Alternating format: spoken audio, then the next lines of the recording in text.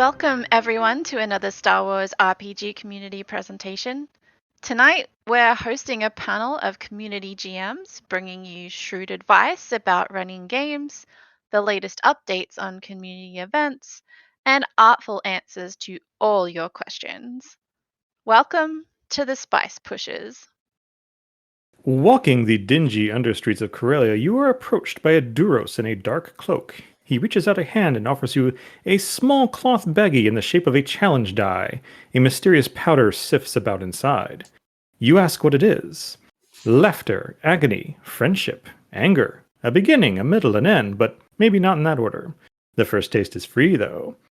Being a GM requires a certain mischievous villainy. We are the peddlers of uncertainty, the merchants of risk, and the traders of betrayal.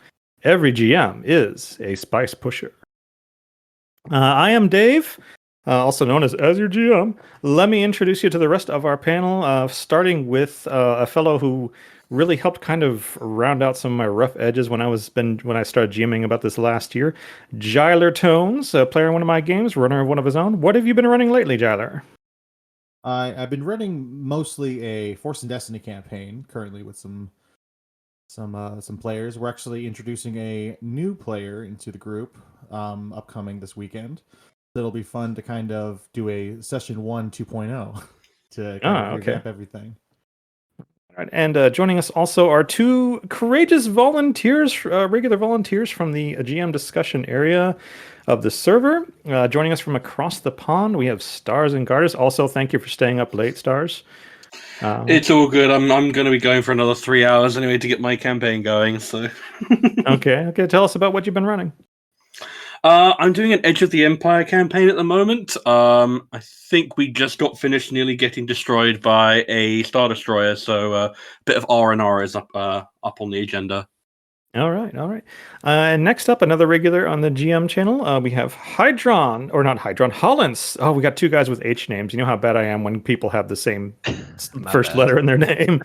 Hollence, another regular participator in the GM discussion panel. Tell us what you've been running. Yeah, I've got a Force and Destiny game pre-Battle of Yavin. They just fought their first Inquisitors and came out alive, but lost some limbs. So lost some limbs. There was that one spot on the crit table just for that. Yep, right hand specifically. And last, but certainly not least, the co-presenter of the Space Combat Workshop alongside Mace Windows. Joining us, thankfully, this evening is Hidron. Hidron, what have you been running? Hi, thanks for having me. I got two projects right now. First is a Edge of the Empire campaign set in the El Root sector, and the second one I have is an Age Rebellion themed game focused on a crew of a capital ship, kind of based on the old West End Games Dark Strider adventure, and I'm excited to see where that one's going to go. Ah, wonderful. Thank you. I, of course, like I mentioned, I am Dave, as your GM, a very conspicuous name. Sorry about that. I run an sort of 1.5 Edge of the Empires game set on my homebrew world of Broom. Jyler is actually one of my players, and he's helped me out a lot on that. So for tonight, our discussion, we have got a couple of extra topics for Mace Windows and Hidron Space Combat Workshop, a little panel audience participation quiz, if you're so inclined to join us. We'll talk about some notable gameplay challenges from this past months in the game that we run. And how about we talk about the non-Star Wars movie that could be recontextualized as Star Wars as long as it is not a samurai World War II or Western film. We are going to announce the winner of the Racetrack competition in a little bit and discuss the upcoming workshops. I'll have an art request and then our very, very last item, spoiler discussion for the Book of Boba, but only through episode 6, not 7, which came out last night.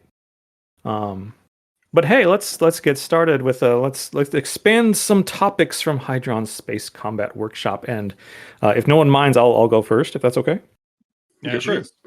My big one is like actually a topic that regularly pops up in GM discussion is like the question of gameplay scale. Like how far do you have to go to prep material for your players? And if you're running a game that's rich in space combat, like how big does your sandbox have to be if you're running a sandbox?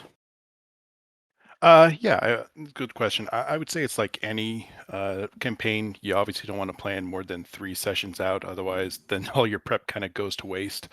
But if you are doing more of a sandbox, I would definitely recommend kind of doing like a GM holocron style, where you kind of like have a few general outlines of what like a combat could be. Like maybe it's like an escort or an attack or like an escape, and just kind of like something that's just bare bones skeletons that you can kind of just put the skin on afterwards, and just it doesn't matter. It's like you could be fighting the Empire, you could be fighting pirates. It doesn't matter. Keep it all generalized, but then you just kind of put on like the ships and the opposition after that, and you just kind of like pull it out as needed for those sandbox instances.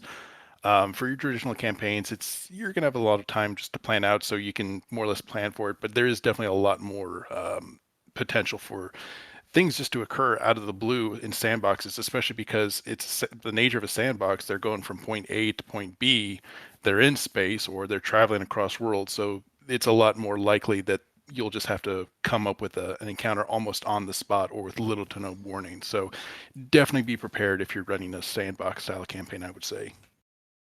Okay. Let's see. Anyone else with some add-on space combat workshop discussion? I'll go in. What I will say is I'm incredibly glad I did watch that workshop, because I had no idea about the opposed piloting checks for gaining advantage. I literally had no idea that was a thing. So I came into space combat thinking, this is a bit odd. There's no real place for piloting checks here. It comes up basically if you're just trying to navigate. And then I watched the workshop. It's like, oh, I'm just an idiot. This is why you need to read the entire core rulebook, like cover to cover, pretty much. No, you're not an idiot, but no, you just probably fell into one of the common traps I see a lot of people do, and that's thinking that or coming to like Starship Counters thinking that the rules are entirely prescriptive, when they're not. They're just a framework. They say here are some tools, and you have to kind of figure out how to use it. And I tried to address that a little bit in the combat workshop and said, hey, the post bound check is a thing. How or when you use it, totally up to you.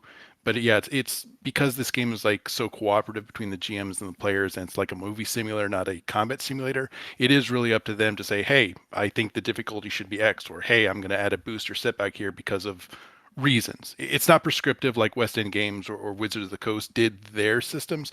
It's much more open, free form, and I find that to be a boon to the system.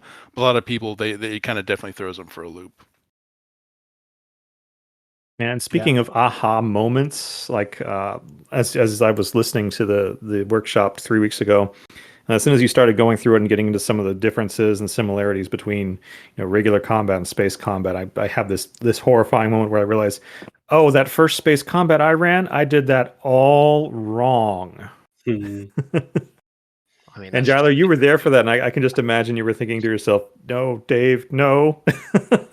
I have a rule whenever I'm playing with somebody else, is that they are the GM, which means their rule is law, and I will give advice if asked. But other than that, I will be a player.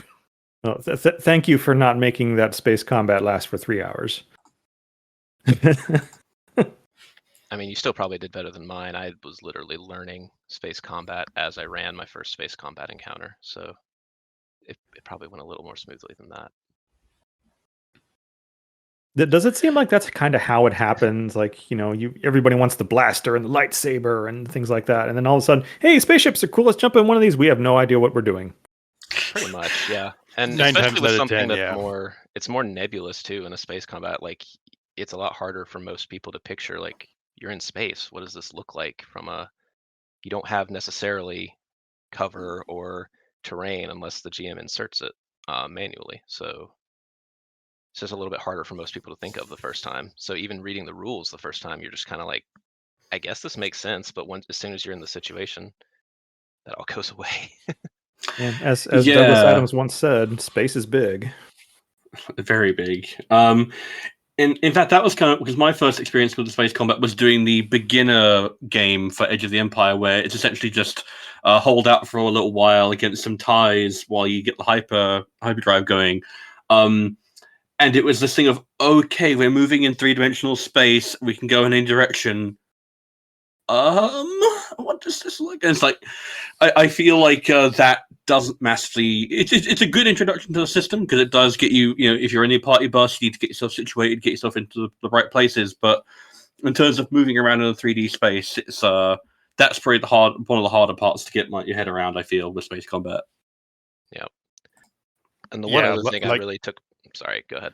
No, I was going to say, Hollence, yeah, kind of like what you said is a lot of GMs forget to put terrain or cover in their vehicle or spaceship encounters, but you just have to think about a personal scale encounter, just make it bigger. Instead of like a warehouse with steam vents, now you're flying over like an industrial sector with like giant smokestacks or stuff like that. But yeah, terrain and cover is definitely crucial, and a lot of people just kind of forget about it. And I think that's where a lot of trouble stems from when you're not doing like the introductory sessions. And I think Mace definitely tried to hammer that home on his portion of it. So I would say that, yeah, that's one of the two takeaways that we tried to set out with the presentation is, hey, don't forget to use terrain, even in space. Yep. And the one other really eye-opening thing from that video for me was the importance of sensors. I literally just kind of skimmed over that rule when I was reading them, and just didn't even I would see it in the stat blocks, and I'm like, well, this is only going to matter if they're really trying to sneak past somebody. But like in my head, they could still physically see out to most of those sensor ranges, except for maybe long. But when you put it the way you did, I was like, oh, they're pretty much blind after out to medium, huh? Well, I mean, you watch the movies, and that's kind of exactly how it is. Like at the Battle of Yavin, it's like you see the combat controllers at base one, presumably with their extreme range sensors, saying, "Squadron leaders, we picked up a new group of signals. Enemy fighters coming your way." And the starfighter pilots who were there at the desk was like, "My scope's negative. I can't see anything." So yeah, like we said in the presentation, if you use it right, it can be a good tool to build tension. But again, it is one of those other tools, just like the opposed pilot check we talked about before, that GMs and players will just have to salt to taste and adapt it so it's serving the narrative. Don't let it feel like it's a weight tying you down. Use it to tell a good story, and if it's not, you can get rid of it. Just GM rule 0. Got it. Is there any campaign styles that really are really well facilitated in with space combat? Because I kept thinking to myself, if I just wanted to do nothing but space combat, what's a good setting for that? For me, I'm partial to just like using like the Yellow Aces and Tirafon Outposts and just like have them be like this fighter squadron that's like working in the Rebel Alliance, and they're just hidden at this remote base, and they just go out and have like their special mission of the week. But then again, that's because I'm partial to the old X-Wing and TIE Fighter PC series of games, which kind of similar thing. Yeah. So that's the first thing that comes to my mind when you think about an entire campaign focused around spaceship combat. Yeah, definitely that Age of Rebellion Starfighter Squadron, all the way. I got the sense kind of that Age of Rebellion is probably the best road to go overall for like a dedicated campaign around starfighters. You could probably fit it into to Edge and Force and Destiny, but yeah, when it comes around to just starfighters or even capital ships, that's it. Age of Rebellion is definitely a lot easier to kind of come up with just imagine scenarios for that. And it kind of goes to show that Age of Rebellion is the book where we got capital ship special actions like the barrage action. So I guess there is also kind of the assumption from the designers that is also true, that capital ship and starfighter combat is going to be more prevalent in like Age of Rebellion games. That's true.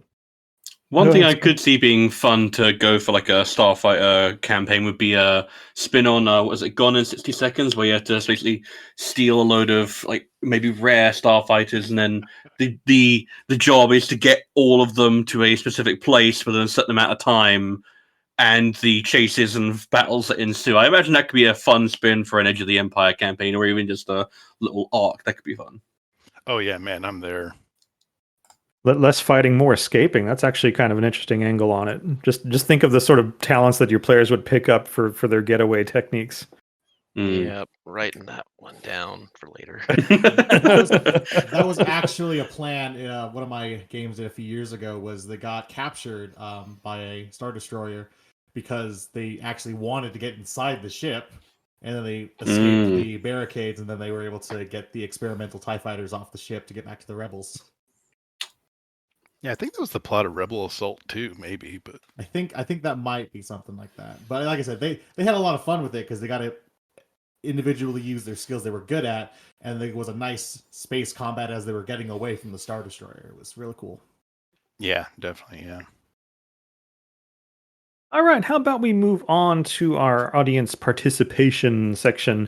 I have invented a little quiz where I inquire with my fellow GMs and also with the audience on the matters of rules as written, or as I like to call it, the raw deal. With a going to go badly. With Key's help, please, if you would post the general mechanics question, and I will read it aloud for our GM panel. Let me see here. Thank you, Key. There are 4 light side destiny tokens showing. Player 1 is about to make a difficult roll and chooses to flip one over to improve the odds. The GM flips it back in order to increase the risk. Can the GM do this under the circumstances? Let's start with Hollence. Yes, I believe the active player makes the first destiny point flip, and then the GM, in this case, then has the opportunity to flip a destiny point in response. Okay, Jyler. I'm going to go with no. If it's for the same instance roll, then since it's currently being used to upgrade, the GM cannot use that specific destiny point, and since there's no others the GM can use, they cannot affect this dice roll. Okay, Hidron. Yeah, I believe Jyler had the right of it. If there were no dark side points present, then yes, the GM is unable to flip because the point is not considered flipped until the check concludes. All right, Stars. I'm also going to go with no. I believe that they explicitly point out that you shouldn't be able to flip the exact same point back and forth, like it's like a tennis match, because it basically encourages a sort of like a race to who's going to, where does the check end at that point? Because you could potentially just go on and on. I'm gonna be honest, I've completely skipped over the fact that there was only light side available. Oh, okay, yeah, it's like a riddle. You have once you rehear the first line, you remember the riddle. Okay, page 20. Yeah, page 27. How destiny points are used. Destiny points are not converted until after the current action is resolved. While player 1 declares their intention to use a destiny point before attempting their action, the destiny point is not converted until after the action. Therefore, there are no dark side destiny points showing for the GM to use on the same action. I'm sorry, Key. I think we went a little bit quick. You weren't able to get the... No, it's there. It is there? Okay. Oh, is it in event chat or is it somewhere else? In event chat, it kind of got buried. Oh, okay. I just didn't scroll down. Well, pretty good distribution. We had only one. Okay, let's see. Key gave it a thumbs up, but she doesn't count because she's just posting the poll, of course. Yeah. Okay. Looks like almost Key counts in my heart. Oh, of course she does. Of course she does. She counts in all of our hearts. Looks like almost universally thumbs down. Correct. A nice cybernetic hand there too, by the way. All right, let's, if you would please post the combat question. This one I think may be a little bit easier. A player is using a weapon with the knockdown feature and strikes a Silhouette 0 Jawa. They roll 1 advantage and wish to use it to activate knockdown since the Jawa is only Silhouette 0 opponent. Can the player do this? Let's start with Hidron. Without checking the rules, I would say that it's 2 advantage to trigger the initial activation, and then it's 1 additional advantage for every silhouette that it's bigger. So I don't think so, but okay, Stars. I'm going to go with no, because as far as I know, it's 2 advantage to activate any quality that isn't explicitly mentioned to not take 2, and I don't believe silhouette interacts with that, but I could be wrong. Okay, Hollence. Yeah, I believe the silhouette would matter if he had enough advantage to activate it in the first place, which I believe should be 2 if I'm not mistaken. All right, so no, Jyler. Can't activate. I'm going to be the one to go in against the grain. I believe it's just the advantage of the silhouette target. So I would say that 1 would be enough, but that's how I've been playing it. So we'll see what's going to happen with the rules. Let's look in event chat, see if we got some answers. Oh, okay. Well, we got some... like you said, you're the GM, so your word is law and you're against. We got 1 up, 6 down, looks like. Okay. Answer per page 156, knockdown parentheses active, unless specified otherwise. Knockdown requires 2 advantage to trigger, plus 1 additional advantage per silhouette beyond 1, but a reduced cost for silhouette 0 opponent is not specified by the rulebook. So I tend to lean towards the answer of 2. I mean, that's rule as written. And that is rule as written, yep. All right, Key, if you would post our skill question, please. Technically correct, the best kind of correct. The best kind of correct. For the skill question, actually, and for future questions as well, let's do short answer and kind of divvy up the panel, and then we'll let someone who gives one answer. Or actually, no. Actually, for the skill question, you can go ahead and give your exact answer. All right. For the skill question, a player is being pursued through a dense jungle by a determined bounty hunter and declares their intention to lay a false trail to throw off the chase. What skill check should the GM require to determine success or failure? Let's start with Stars. Okay, this one I think would depend a lot on the flavor of how the player chooses to lay this false trail. I would lean towards probably either deception, but maybe skullduggery. Does that count as an answer? I'll go with deception. Or deception? Okay, Hollence. I'm leaning survival because of the focus that skill set comes with dealing with tracking and making trails in the jungle in the first place, or in wilderness situations. So I would definitely, if I didn't have my core rule book next to me, and player wanted to do that, I would go with survival. I could maybe see an argument for skullduggery. Okay, Jyler. I would probably go with, I want to say deception, because that's usually how you would go. Of course, in my game, it would be however the player wants to address this challenge.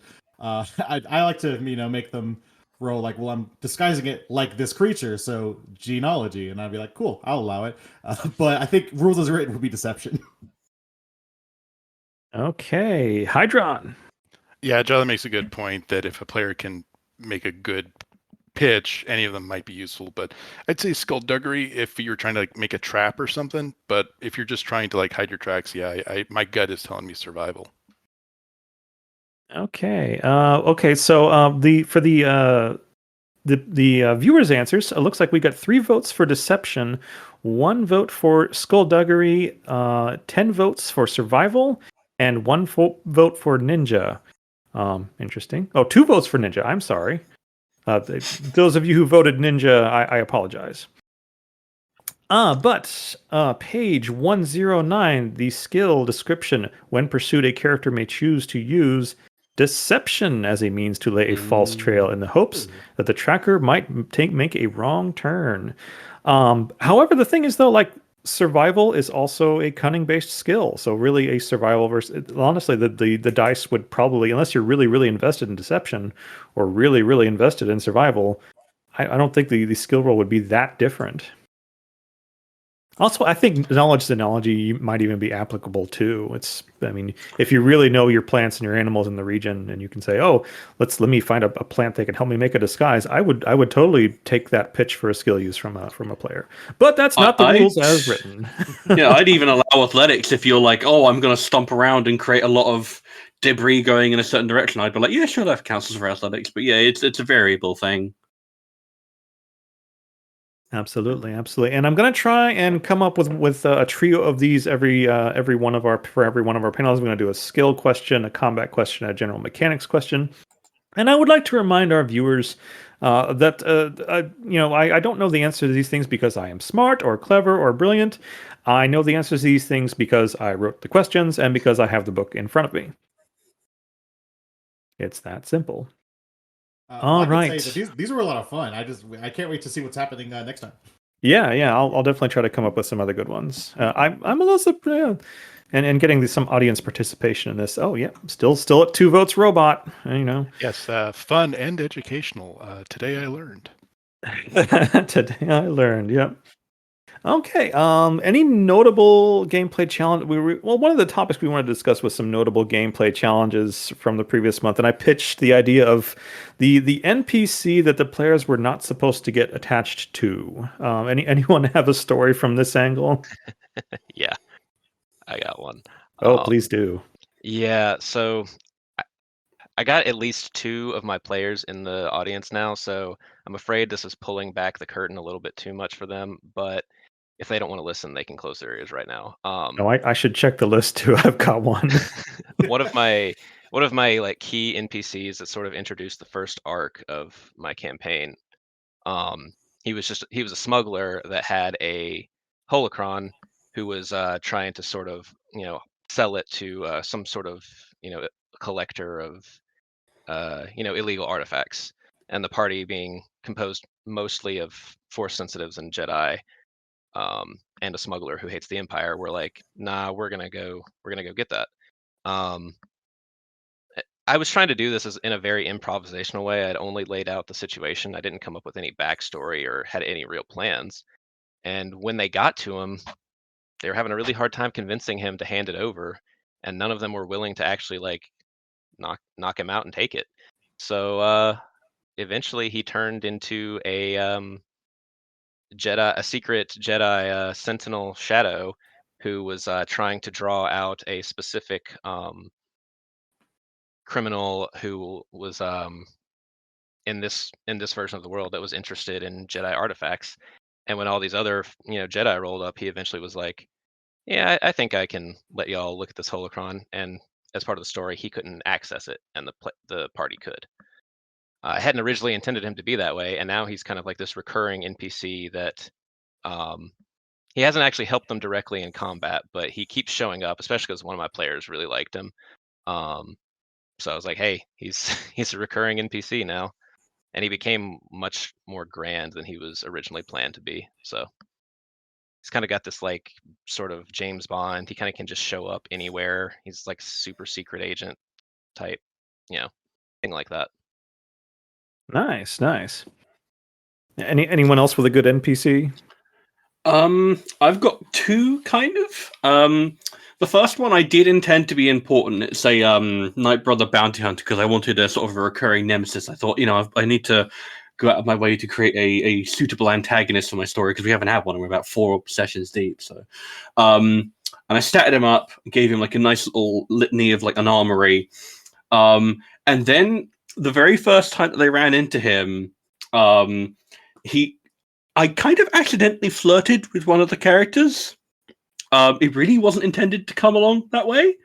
And they just sort of responded to that. And I think about like 5 sessions later, they're kind of quasi in a relationship. It's complicated, and I look forward to seeing where that goes. Okay, that's always fun. The other one is if anyone's ever played Debts to Pay, the GM kit adventure, there's a bit of exposition when you first touch down at the mines about this like broken droid that's been like, it's meant to be sort of like a bit of set dressing to hint as to the nature of how badly droids are taken advantage of in this setting, because that's kind of central to the plot. Not going to spoil that. But the instant I mentioned that, one of my players, who's a mechanic, was like, I want to take the droid carcass and bring it with me on board the ship and fix it. And now they basically stole like half of the droids that are NPCs in that adventure.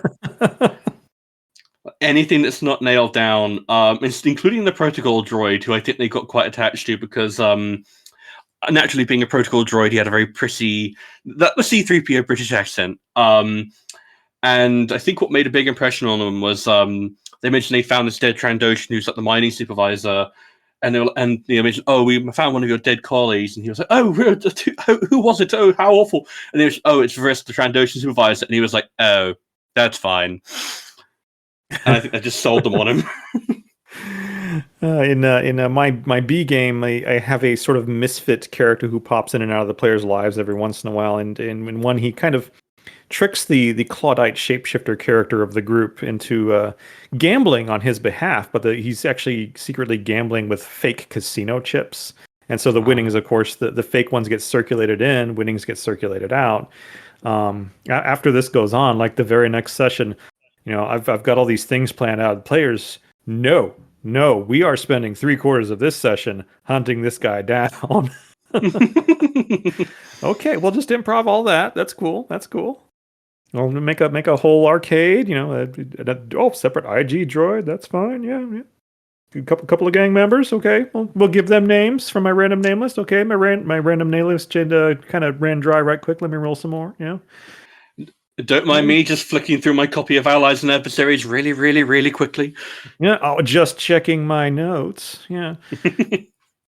Okay. Anyone else want to volunteer before we get to the non-Star Wars movie that could be recontextualized as Star Wars? I think I got one. Okay. So yeah, this was back during Saga. So even before this system, this is the one that steps out of mind. I was running a campaign set in the Tapani sector, which for those who don't know, it's kind of like Game of Thrones meets Star Wars, but back in the 90s before Game of Thrones was a thing.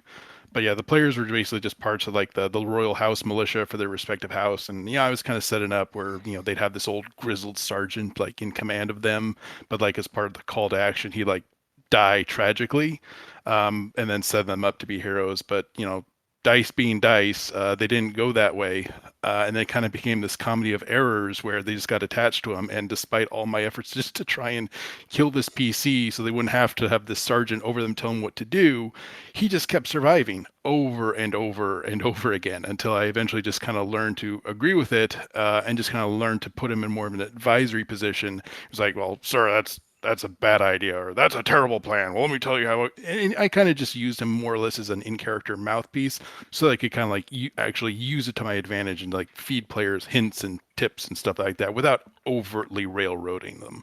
But that sergeant was the bane of my existence for several months. Sergeant, I made you this suit made entirely out of stim packs. This will make Close to it, yeah. Yeah. Okay.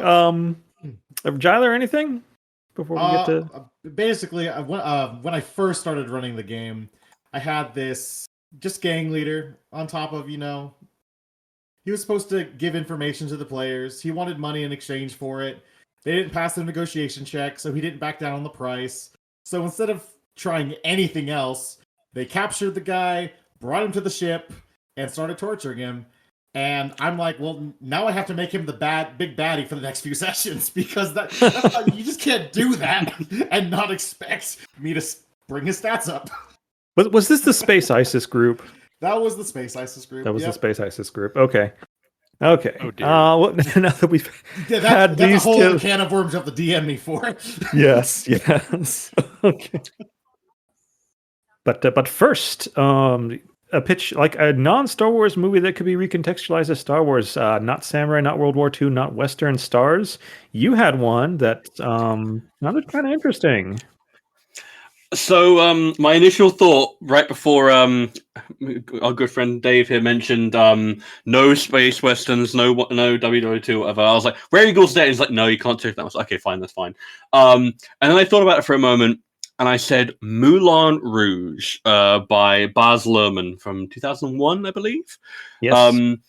If you guys have never seen it, it is an incredibly over-the-top, over-dramatic, sumptuous, incredibly emotional movie. Like, it's all about the power of love, and it's a bit of a jukebox musical. If you as a GM or like even just as an enjoyer of Star Wars really love setting of the scene, like the big visual flourishes, these big set pieces that have nothing to do with action, that are just about setting a tone and an atmosphere, Moulin Rouge is incredibly quick to establish this bohemian atmosphere and just try and whisk you up into this heady, like, head rush of love and affection and good feeling toward your fellow man. And if you want a good example of how to try and draw players in and get them involved in, say, a comedy of errors or a con, there are some really fun segments in there that you could draw inspiration from. Yeah, and as a big story guy too, like Star Wars, typically almost every Star Wars movie ends in one of two ways: either faith and hope are rewarded, or faith and hope are dashed. And Moulin Rouge definitely ends with one of those two things. I won't spoil it though. I will say though that you'd probably have to recast Ewan McGregor, or people are going to get really confused. No, so that was funny thing. I actually started watching the Clone Wars recently, and when I realized that they had made Obi-Wan Kenobi's lover Satine, I was like, really? Really, that's a Yeah. little bit too cute, but I'll allow it because it's one of my favorite movies. Yeah. Okay, that I think is a really good movie that could be. Also, there's these really eclectic characters that could be almost very alien because they're kind of these ultra stylish, late 19th century, early 20th century French, sort of artists and things, and so they have these almost alien like quirks to them. Yeah, the narcoleptic Argentinian you could absolutely retcon into being. I don't know, like a Gand very easily and have some fun with that, or a Gank that constantly hits his off button all the time. Okay. We are creeping past the 40-minute mark, but Key asked me to announce the winner of the Racetrack competition, and that can only mean one thing: I didn't win. But the winner of the Racetrack competition is Thule with the Zeltros City Premium for a mere 10,000 credit entry fee. Riders can weave around the 40-kilometer of districts of the hedonistic city of Zeltros, beginning in the Pleasure District, moving into the Industrial District. Don't let the name fool you; it's also a Pleasure District. Followed by the Indigo Region, which is kind of like a red light district, but a little more blue, with its feel-good candy, music, and sports. Then on to the Defense Region with its hologram fun world, where the Emperor's giant floating head warns riders that the son of Skywalker must not become a Jedi. Then to the Business District, where the air and racetracks start to get a little thin, followed by the Monarch Palace, where riders have to tag a sensor to avoid being disqualified from the race. Bonus points if you kiss the sensor. Finally, to the Old City District and the final leg over the cool Bay Sea. And if you can avoid the splash of the waves, the splash of champagne awaits you at the finish line. That is the Zeltros City Premium by Thule, winner of the Racetrack competition. Okay, a couple more things, and then we'll kind of get to just some fun general chat and maybe answer some questions and things like that. Our upcoming workshops, of course, Hidron, actually, you're back on Saturday. Yeah, that's correct. It's going to be a follow-up to the first workshop. It's going to be a little bit more audience participation and maybe a little bit more informal, but it's going to be kind of like a build-a-workshop / build-a-bear, where I'm just going to be taking audience suggestions and say, hey, yeah, it is just this easy, and this is how we build a good encounter, and we'll run it through for a round or two with 5 lucky players. Okay, and just a week later, on the 18th, we have Jasper doing Old Republic-style game maps. That's Old Republic, like the MMO style with you have the kind of blue outlines and things like that. There is a poll going on for a competition for the map to do for that workshop, and so far the Small Town Outpost is in the lead, just ahead of the industrial area. I would like to make a quick plea for an art request if there's an artist out there. I mean, I do art, but my art's kind of weird, just so that there's an image that's not a plain bland background of, maybe with, just 5 figures around a table talking, that sort of thing, that Key can attach to a YouTube video if she attaches the recording to a YouTube video, that sort of thing. And last but not least, before we get to questions and to the Book of Boba spoiler discussion, this is an open invitation. Like, this is your program too. StarsAndGarters, Hollence, they're going to rotate out. Hidron was the special guest, but you know what? Jasper's going to be the special guest next time. Jyler, I'm trying to keep as a regular because he's got like really good audio and he's been in this a lot longer than I have.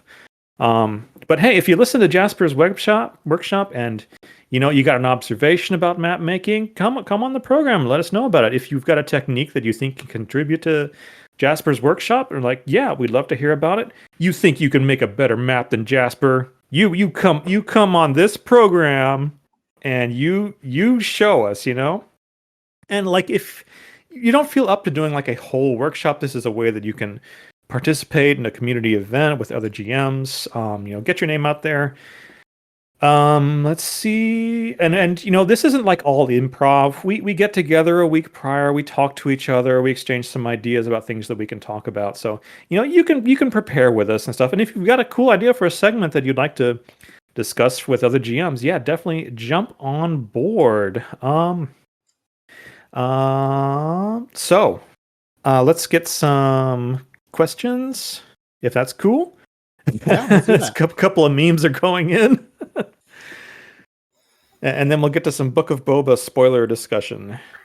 if you'd like to ask a question, you can type it into event chat, or you can use the raise hand function in the stage, and I can bring you up so you can ask it in voice. I'm seeing a couple of hands, couple of brave souls. All right, I'm gonna pull up Poison Pen. All right. Hello, GMs. Thank you so much for running this event. It's been wonderful to listen. Thank you.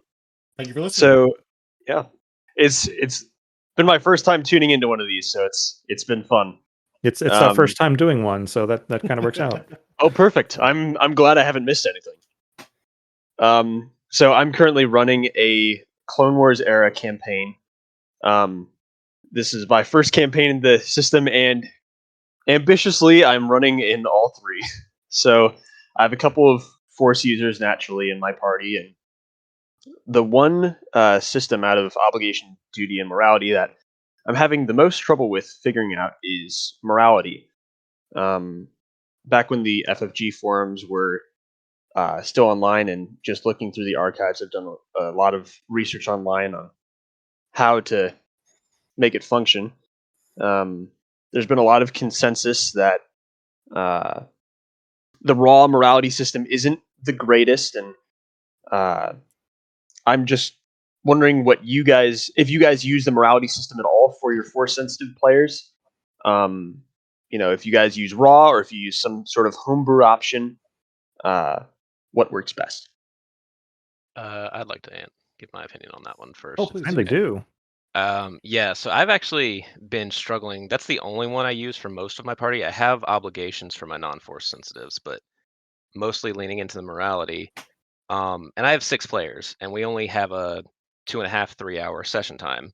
So it's a bit tough to get them into situations where, their morality is actually being challenged sometimes. Mm-hmm. And I spent many a week going back and forth trying to find a homebrew option. But honestly, I have kind of come back around to the conclusion that you don't really need to change the rules. You just need to accept that sometimes there are players that, if there are players that want to engage in morality, the rules as written work just fine. The example one of my players found had to do with comparing. It was a Reddit post comparing Anakin and Obi-Wan. You were never concerned that Obi-Wan would ever make the wrong decision, that he would ever, if he ever did something that would generate some conflict, he's coming out on top regardless, because he's still, if it ever starts to bring him down, he's going to get right back on the right path, and he's never going to kill a village full of Tusken Raiders in anger.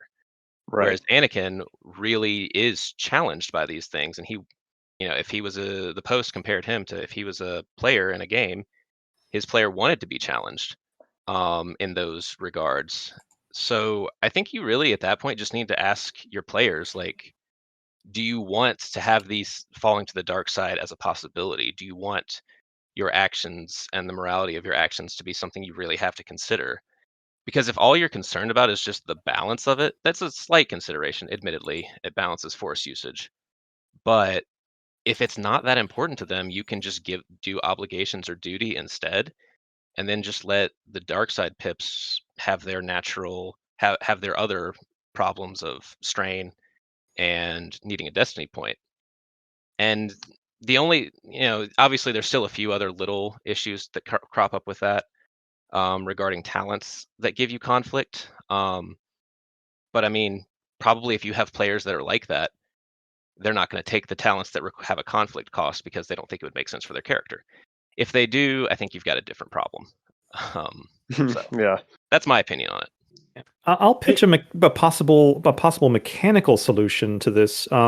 So, like morality involves a lot of conflict tracking, and then of course at the end of the session you roll a d10, high or low, and you adjust morality accordingly.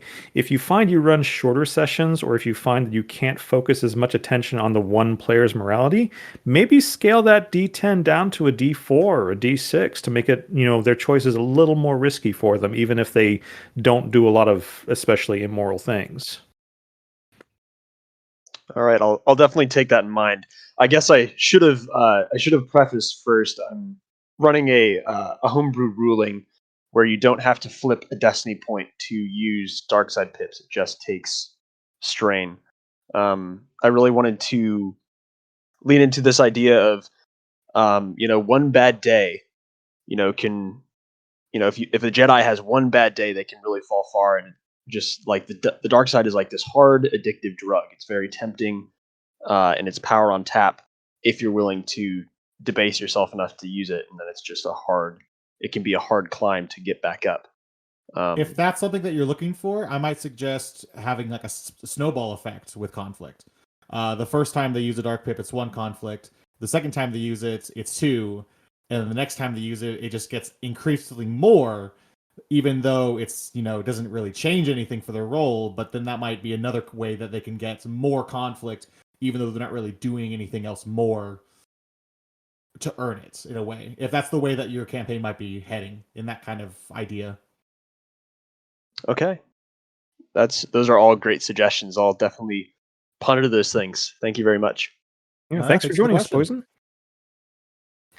And I'm going to invite up Lorak. Okay. Welcome to Spice Pushers. What is your favorite piece of either schlock or like just going hard into older science fiction tropes? Kind of like the serial drama of the roots that Star Wars pulled itself from. What's your favorite incorporation of that you've done in any of your stories? I have tried to do Frankenstein with one of my players' obligations. If you've ever gone way back into Frankenstein, the monster frames one of Frankenstein's household a member of his household for a crime, the penalty of which is death, and this puts him in a situation where he has to either Dr. Frankenstein has to either admit to creating the monster or let the member of their household die. I tried to do that. It wasn't very successful, and the main problem is we didn't roll this character's obligation until 20 episodes or 20 sessions into the game, when the game started to take a very different direction from what I originally expected. That was one. Also, I'm constantly trying to incorporate, droids in some way. The droids in Star Wars seem to have that sort of not quite Asimov, but almost like pre-Asimov, where they have the ambitions to be, helpful to sentience in some way, almost more like Adam Link, Otto Binder, and other authors like that. Slightly less Asimov-like, though. So I do tend to create, kind of heroic, honest, friendly, helpful type of droids. That's kind of not just one of my favorite characters to include in a game, but one of my favorite type of characters to play.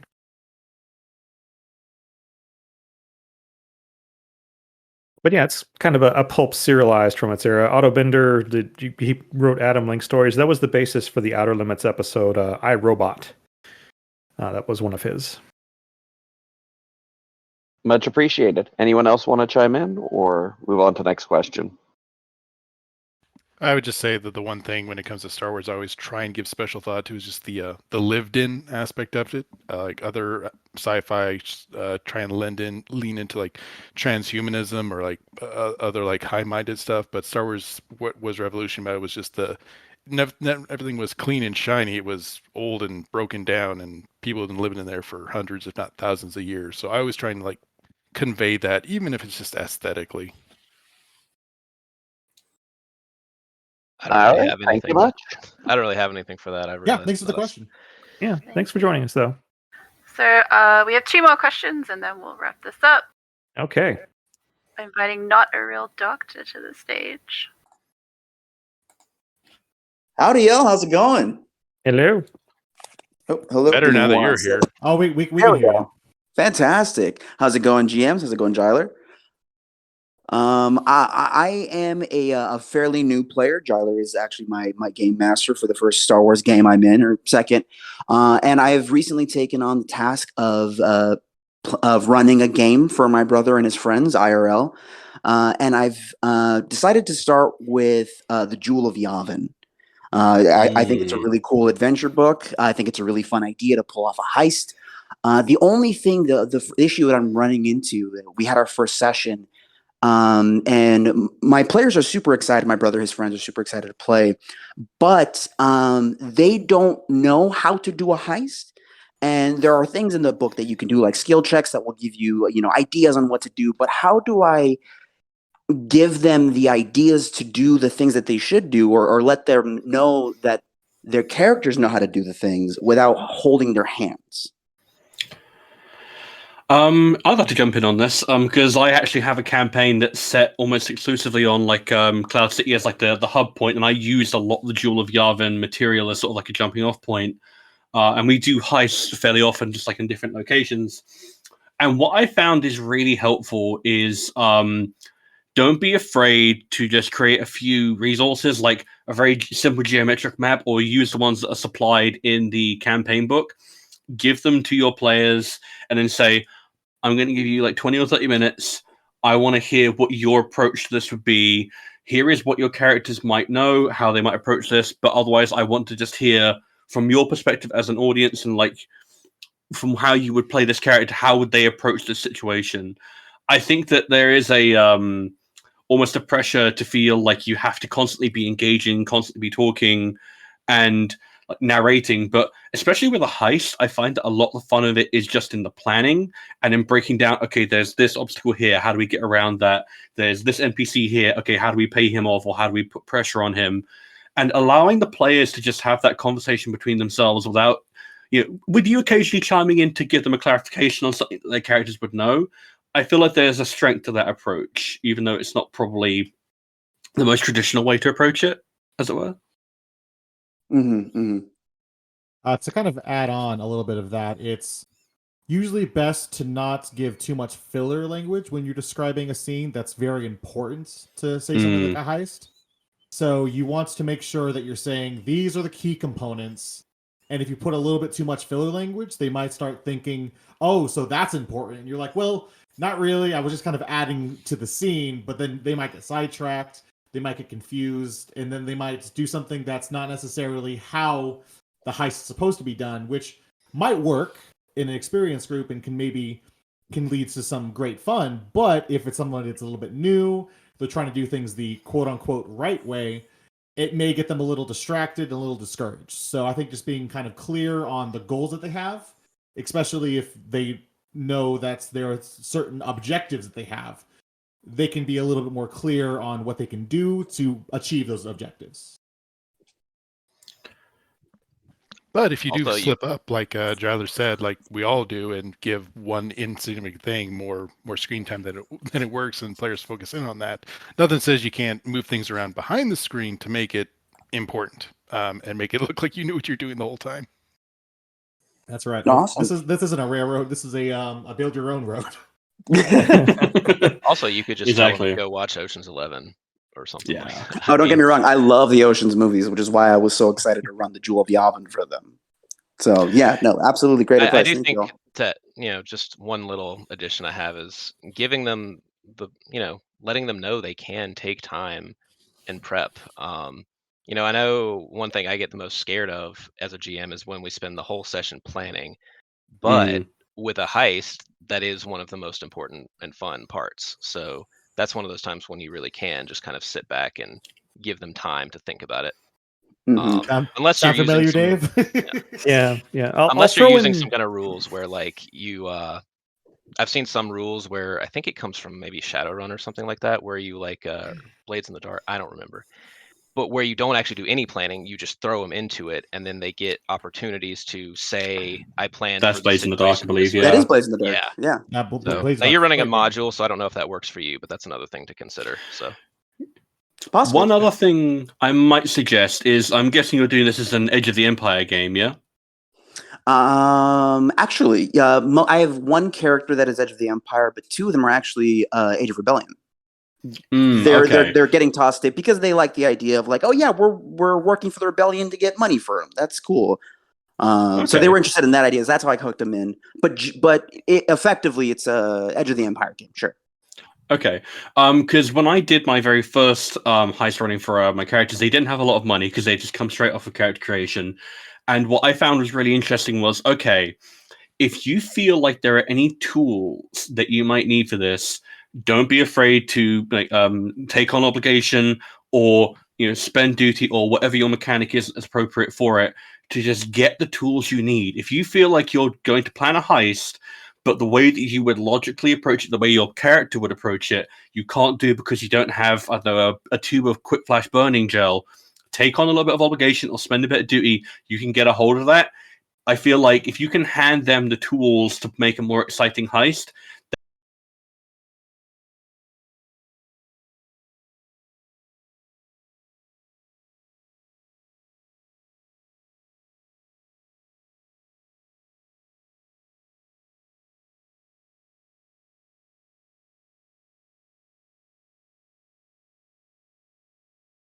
that's attention a bit to one as a thing, especially, but you also kind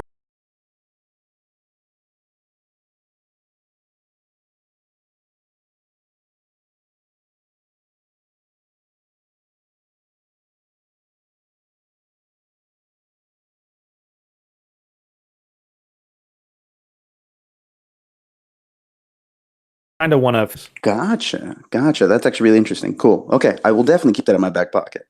Okay, I think we. I don't key. We got time for one more. We got one more. Only one more up for asking. Plasma is coming to the stage. Okay. Thanks for joining the Spice Pushers. Well, the question I actually had when it comes to this is more a mechanical question, and I felt because it is relating to Spice in the title of the discussion panel. Opinions on the trade mechanics in the rule books when it comes to selling of bulk items while within the same rim. I do notice that some of the rules when it comes to buying and selling in this side of things tends to be like, oh, go to the core, grab some stuff, and sell it out into the outer rim, and you'll make a bunch of money minus whatever cost of other things and fuels and stuff like that. My kind of concern is that, do you feel as though that is something that could be expanded upon when it comes to maths rather than sort of like the surrounding things around it? I have some players who are very... I run a meta campaign, and we do have a lot of people who, during their downtime, make stuff. And so they want to sell these things, but they're not sellers of stuffs. And so they thought, we'll make a bunch of one thing and then sell it. But we're currently in the after the Battle of Yavin, and it sort of is a during the mid-rim offensive. And so getting stuff from the core and bringing it out is not an option. Unless you want to do some blockade running, which is an option, but down the road. So my question is that what would be something that I could do to kind of spice things up rather than I sell X, I get Y for income, minus that is profit, things like that. As a fan of economic board games, so this is a subject that is very interesting to me. The first mechanic I would suggest implementing is that a market is only so big. If players make 100 of something or 50 of something, the market may really only be able to handle 20 of it. But they tell you, hey, you know what? I got a friend of mine over in another system who could maybe use some of these, but you got to punch your way through like 100 TIE fighters to get to them. So maybe there's a little adventure to be had doing that if they want to sell the rest of their stuff. But yeah, a market is only so big and can only handle the addition of so much stuff. At least from an economic standpoint, that's one angle you could take that. Another thing you could possibly do is checkpoints. If it's restricted, you could definitely make it illegal, whether it's Imperial illegal or just on world. But even if it's not restricted, maybe for some reason the mayor in this part of the sector, in the city, or whoever's in charge of this planet just doesn't like comlinks, and just like comlinks cannot be on this planet, and if they find them, you're going to galactic prison, because that's just how this planet works. So those kids in their comlinks always staring at them. You know what? Back in my day, before we had comlinks, we got a lot more done. I got a tin can and a string. The thing about when it comes to one of the things is that the angles for stuff is because they are crafters, is that there's more options for building blasters and weapons. So gun running is kind of a potential kind of thing. And in order to prevent there being this sort of outwashing of having 3-4 different players basically pool themselves together and basically come up with this badass super gun, and none of them are currently playing, so I can talk about this, is that the Empire, in order to bypass some of these checkpoints, has come up with sort of these blaster pistol restrictions. And my mind is sort of like, make this a crafting challenge first, and then selling it out there. So that way there's this sort of expansion of getting guns to market that, oh, you're only allowed to have a blaster that has X, Y, Z, A, B, C. And in order to get it onto the market, they have to basically build that blaster that fits X, Y, Z, A, B, and C. So that way, when people are coming on, they have a lot of inventory for blasters that are certainly within the rules and regulations of Imperial firearms control or sidearm control or whatever you want to call it. So, but my main concern was less about the crafting stuff and more about, like, once it actually gets to there, how do I properly, what's the best way to kind of disseminate these Imperial regulation blasters that were cobbled together by a bunch of rebels out in the Outer Rim? Well, what means do you have to really make the players be all that concerned about that law? I mean, do they want to distribute more powerful blasters, or do they take the restrictions seriously? Well, that's the way that the story is currently set up is that there is sort of this run on blasters that you can. That is, before the regulations hit, all those blasters will basically become illegal, and you're going to have to either come up with modifications or downgrades or whatever. And so story-wise, the onus now is on making Imperial regulation blasters that would be very successful and kind of to repopulate the fringe markets and other options that otherwise the Empire has kind of swooped in and says, nope, that's not allowed, that needs a suppressor, that needs a power downgrade, and just basically going through and more of a tweaking the nose of the Imperial laws and legal systems by basically having this obtuse blaster pistol that fits all the regulations that they can't say anything bad about. My political character would love this campaign. We're recruiting. Yeah, I can't help but think of the old Tech 9 controversy, which was like a semi-automatic pistol that they used to sell that someone figured out how to very cheaply convert to fully automatic. And but you can't sell one that's fully automatic. But hey, here's some plans you can buy that you can use to make it fully automatic for entertainment purposes. It's the old school prohibition, like, this makes grape juice, but don't leave this into a cabinet for too long because then it'll be illegal. Yeah. Entertainment purposes only. Oh man, you're trying to get the market. I think they also kind of like trying to flood the market with their brand first, so that like a rival brand would be kind of an interesting angle to kind of keep the players from doing more than just inventing and selling. Zerka, always Zerka, those guys. That's kind of like playing an economic game. It's especially just with dice. I kind of need cubes to push around to really imagine it. Little meters on my my board games, that sort of thing. That's kind of, it's a kind of complex thing to characterize using dice and stuff like that. The bigger concern is that when it comes to that side of things, a lot of it seems to be like, oh, if you're just bulk stuff, then just, one of the guys I saw was just like, just numbers. It's fine, don't worry. Because much of it was done during the Edge of the Empire development. And then once you get into Force and Destiny, Jedi don't care about economics. And once you get into Age of Rebellion, you're basically playing a war game. And so there's very little in Edge of the Empire that really is sort of like, here's your bread, make the sandwich on your own. Just sort of like, I would like more to this. So that was my concern, is that sort of like, and there really isn't a lot of talk about that side of things when it comes to the economics in Star Wars. but spice running is how the Outer Rim runs. So, Yeah. but thank you. Sure thing. All right, Key, do we have any time for Book of Boba discussion, or have we won just way too long already? That's up to you guys and your stamina. Okay, I don't wanna keep you forever. Book of Boba spoilers through episode 6. I think the biggest one that I want to talk about, of course, is like the end of the episode, because I have a gameplay thing to talk about with that. Everyone's leaving. Everyone's leaving. Yep, bye. Close your ears. Which is, of course, the choice and making choices meaningful and interesting. It's easy sometimes to think that a variety of choices is the same thing as having interesting choices. That's not necessarily true. I think the goal of making a choice interesting is to give it weight. So like the end of Book of Boba 6, Grogu has a choice. He has exactly 2 options. The weight behind each of them is enormous. And I don't always succeed, but I aspire to try and make choices.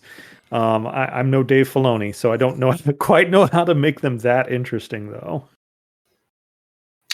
So in regards to that choice, I don't actually think it's a particularly interesting choice, because it's the kind of thing where Grogu can have his cake and eat it too.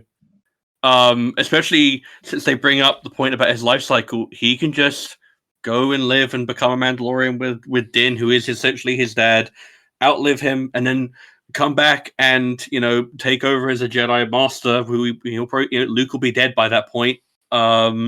And he will have seniority. Who's going to be there, though? That's the thing, yeah. Oh, look, suddenly I get to decide the rules of the Jedi Order when everyone else is dead.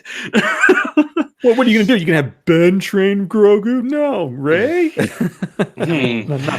He does have a point, though, but also that choice, like, honestly, that scene tilted me so hard. Like, that, I loved those episodes, but that choice at the end tilted me off the face of the earth.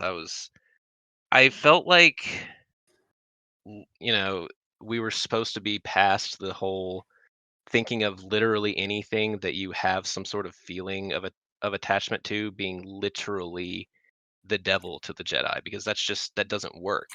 And that's, I don't know. I just feel like it's the choice itself, in addition to being a non-issue, if you really think about it, the way Stars put it, which I didn't even think of it that way. That makes it even worse. But when you put it so simply, just so binary, hey, this thing you obviously have reasons to care about, versus this thing, obviously you want to care about. Of course, of course it pushes you towards the one you already have ties to, and B, it's like, even, I don't know, maybe I just have a little bit of a weird view on it, but I just feel like the whole point of Yoda talking to Anakin in the prequels is not that you can't love somebody, it's that you can't be so afraid to lose them that you would burn the galaxy down and join the Empire for them to try and save them. And I feel like there should have maybe been a little bit of that nuance by this point in the canon. And especially since we've got things like extended universe, original legend stuff where Luke is getting married and having children. Like, and I know Filoni's already willing to use legend stuff because he's got Thrawn up in here. So, I don't know. It just feels like a weird place to be at this point. Yeah, Hollence, you're not alone in that one, so don't feel weird. It felt like, come on, Luke, your dad went through this, so you of all people should understand. Don't do this. Yeah, there's another way to think about it. It's a shirt. Let the kid wear the shirt and carry the lightsaber. It's fine.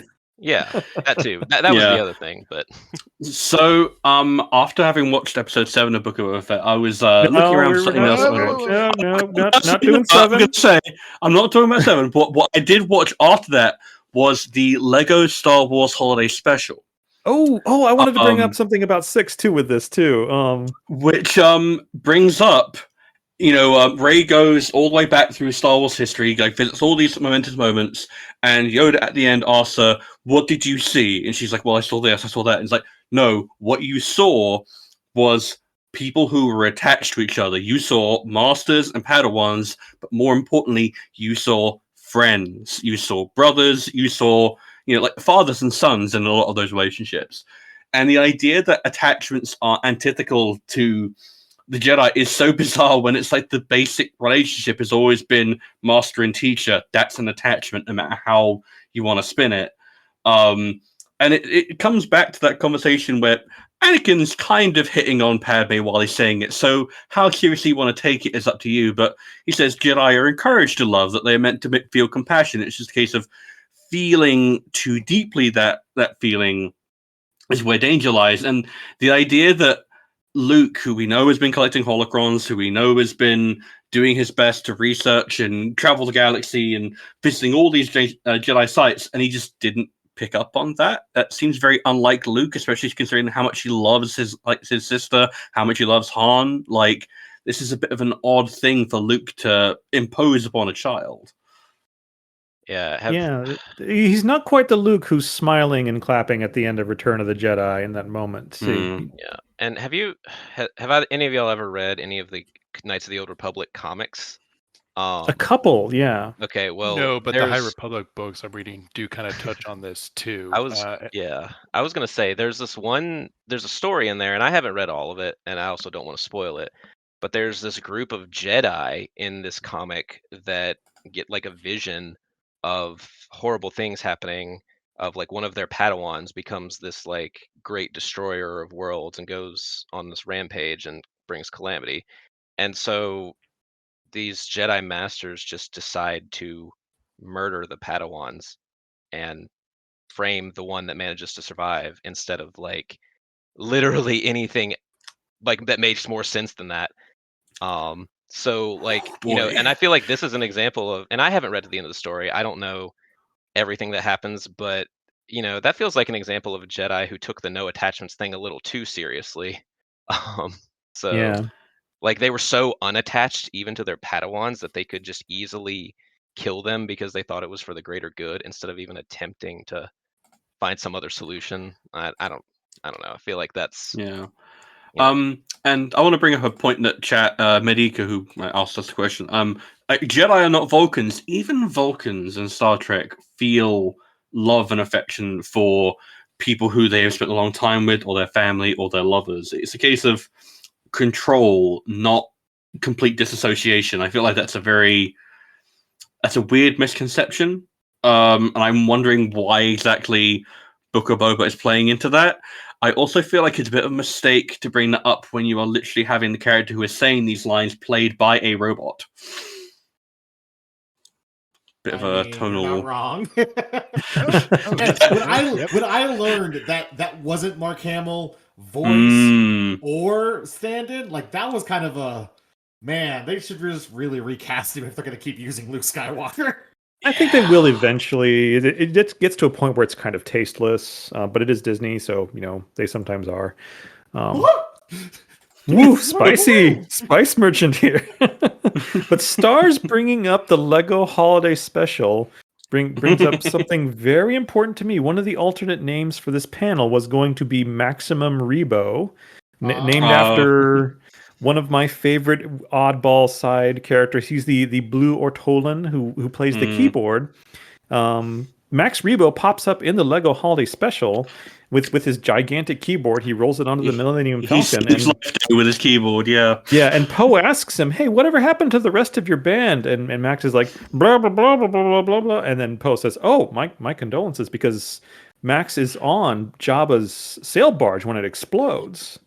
And so is the rest of his band. So I assume he's talking about that explosion. But the weird thing is, the owner of the Oasis, is that what the casino's called? Sanctuary. The Sanctuary. It's Sanctuary, yeah. Yeah, in the band, she says, strike up the band, Max, in like episode 5 when the Trandoshans are there. And so Max is there.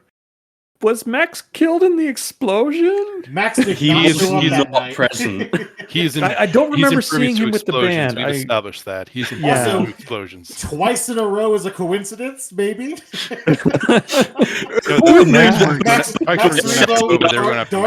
Darth Lord, is that what's being confirmed? It's a solid style plot to kill Max Rebo. We just didn't see it. Yeah. That's even better. Oh no, the GM timeline really is wants to kill this fractured player. not because of Luke and Grogu, but because Max Rebo. Is he supposed to die in the casino? Is he supposed to live on to the holiday special? Who knows? Actually, I think someone pointed out that you didn't see Max in that scene. That's true. Cy Snoodles is there, so he's dead. Yes. I never cared for That's Cy. fine. Yeah, No, me that's fine. neither. But not Max Rebo. You cannot kill Max Rebo. Man, Okay. Now you know I want a But you know picture. what they did in Last Jedi, man? They killed everyone. Yeah. I want. So you know the bit in the very first episode of Book of Boba where he crawls out of the Starlight Pit and he's like bleached white and his armor's all messed up. I want that, but it's Max, and it turns out that he's been going through a similar journey to Boba. Like he went out into the desert and he found the Tusken Raiders, and the Tuskens were like looking at the Lord Toll, and they were like, "You will become one of us, Max." Okay. Okay, we've run. I think on this high note, we'll finish up for the night. All right. I want to thank everyone for joining us. JylerTones, of course, his regular stars. Hollence, thanks for rotating, and Hidron, of course, we'll see you Saturday for your workshop. I'll be taking notes, so don't mess up. Pressure. But we'll let Keen move on to something else for the night. I'll stay in event chat for a little while if anyone just wants to say hi or ask me a question that I don't know the answer to, that sort of thing. But anyway, thanks for Key for letting us run this. It's been Thank great. you I'm all glad we got to for run it. Yeah. coming and talking at everyone. It's pretty good. Thank you Yeah. for your excellent moderation. We appreciate you. Yes, we do. Appreciate you guys. But thanks everyone in the audience for joining us, for your questions and participation. This will be a monthly event, so tune in next month for some more shenanigans. Otherwise, we'll wrap it up here, and I hope you all have a good night. Good night, everyone. Good night. I'm out. Thanks for having us. May the force be with you.